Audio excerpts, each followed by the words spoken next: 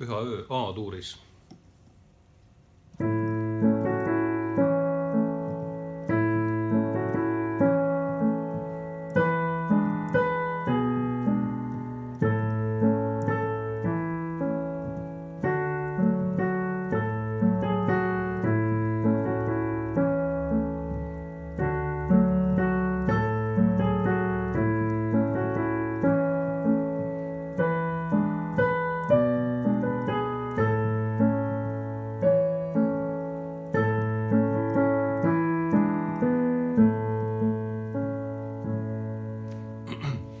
Niisiis A-tuuris on meil mõistlik mängida neid 3 akordi sellisel kujul.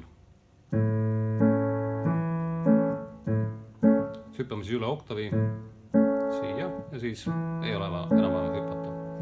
1, 2, 3, 1, 2, 3. Nüüd E7. E7 kõlab kõige paremini sellisel kujul. Tertsia septim on nagu väga heas registris oma kõlavuse poolest. Näiteks selline variant E7-st, mis võiks toimida mõnes teises helis, näiteks A7.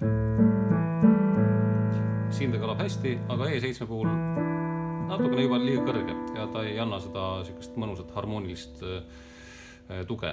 Ja siis tertsia septim. Ja ta võib muidugi jääda natuke meloodia tee peale ette. Aga kui ei jää, siis ei ole üldse probleemi. Ja siis tagasi A-s.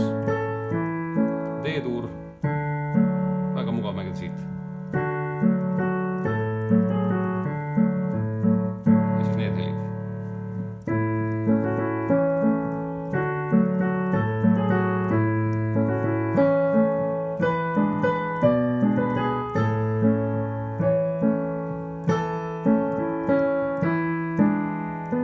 Selle koha peal